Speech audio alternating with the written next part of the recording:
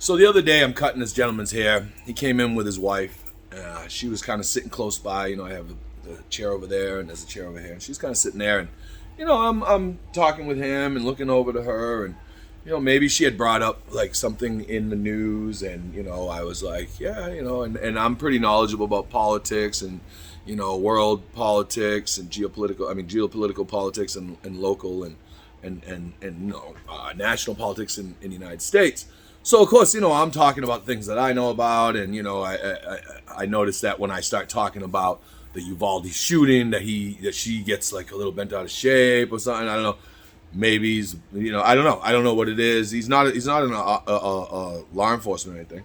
But so I was talking about that, and then I was talking about the training. I'm talking about what's going on in Ukraine and all the money that we're throwing over there and what we're not doing here, and like I could see she's getting like, she's looking at him like, and we're really kind of freaking out. So I'm like, oh, whatever. And so like, so I kind of pull back a little, and I go, not everybody, is as into politics as I am, and he's like, yeah, no, I don't pay any attention to politics because there's nothing I can do about it. The votes don't count. They don't care what you do. I mean, maybe there's some truth to some of that, but he's like, so I don't even pay attention to it because, there's nothing I can do about it. So I go, okay. I'm like, all right, so so I just start cutting his hair and just kicking back, and I'm looking at her, and she's like calmed down a little. She's like, whew, it seems like everything's more at ease now, and so I'm like, all right, no biggie. And so literally, I mean, it's not even a minute after that, right? He's like, so have you been watching the Celtics? What about the Bruins? I guess the Bruins were in the playoffs too, right, at the time, and I was like, no, I don't really go in for sports, I mean, no matter what I do or what I say or who I root for, it really doesn't have anything to do with the outcome of the game. So I don't really feel like I have any control, and even that, we don't even get a vote on that. And so he was like, it just flew right over his head.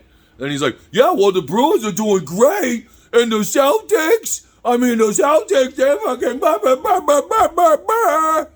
And I just was like, okay, and like he didn't even get it, and it was just a little crazy, but that was it, and it turned out all right. We just talked, and I just let him spout off about sports and whatever else, and he gave me a $20 tip on top of whatever the haircut was, and so I put that right into the business and roll it down the road, you know what I mean?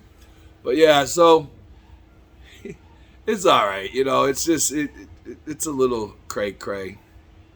I don't understand the fascination with the bread and circus rather than the actual, what's going on in the world, and that's what I try to tell people. I'm like, look, it seems like it doesn't matter, and our votes don't count, and they don't, but that's because none of us are stepping out into the streets, because most of us are one or two paychecks away from destitute, being homeless, being in a tent under a bridge, right, under a collapsing bridge in America, So yeah, I get it. Not everybody wants to talk about politics, but I mean, if not now, when? When are we going to talk about them? When are we going to fix them? All right, have a good day, everybody. Peace. I'll talk to you again soon.